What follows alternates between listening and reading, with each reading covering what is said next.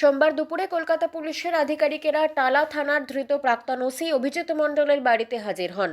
এদিন কলকাতা পুলিশের অতিরিক্ত police commissioner V Solomon Nisha Kumar, east ডিভিশনের ডেপুটি কমিশনার আরিশ বিলাল এবং deputy commissioner SSD Bidisha Kalita এদিন দুপুর নাগাদ ধৃত ওসির সার্ভে পার্কের বাড়িতে যান।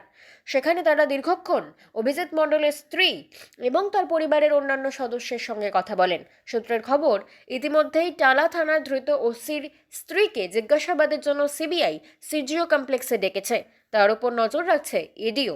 সিনিয়র কলিগস দুজন অফিসারের সাথে এখানে Mrs Sangeeta Mondal, wife of Mr Abhijit Mondal, আমাদের তালা পুলিশের ওসি, ওনার ফ্যামিলিকে মিট করার জন্য আমরা এসেছি মেইনলি বেসিক্যালি ওনাকে আমাদের সাপোর্টটা জানার জন্য, because Calcutta police is a family and Abhijit Mondal as a member of the family. ওনার এখন যখন একটা সমস্যা হয়েছে, কলকাতা পুলিশ ওনাদের সাথে আছে অ্যান্ড ওনাদের সাথে থাকবে, ওনাদের জন্য যা কিছু হেল্প লাগবে। ওদেরকে কিছু শেয়ার করেছিলেন যে কি সিবিআই ওকে কি করছে? না, সেটা কিছু বলেননি, কিন্তু উনি বলেছেন উনি ওনার বেস্ট দিচ্ছেন।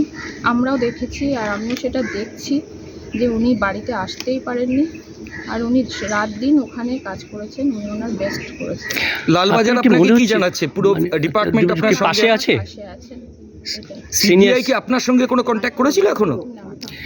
কোনোভাবে মনে হচ্ছে যে অনৈতিকভাবে তাকে কি মনে হচ্ছে? এটা মনে হচ্ছে, এটা আর বেশি জানি কোনোভাবে কি ফাঁসানো হচ্ছে না মনে করছেন?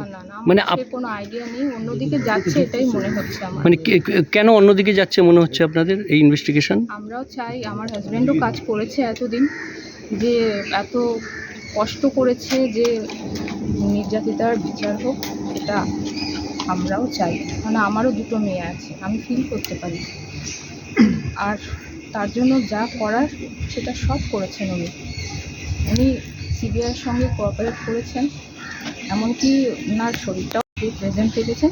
তারপরে খবর তো আমি জানি না, আমাকে ওখান থেকে জানানো হয়েছে যে ওনাকে। আর একটা ইনপুট পেলাম ম্যাডাম, আপনারা ওই দিন অনেক রাত অবধি একটা অ্যারেস্ট মেমোর জন্য সিজিও কমপ্লেক্সে গেছিলেন, কিন্তু ওরা সেটা আপনাকে দিতে লেট করছিল।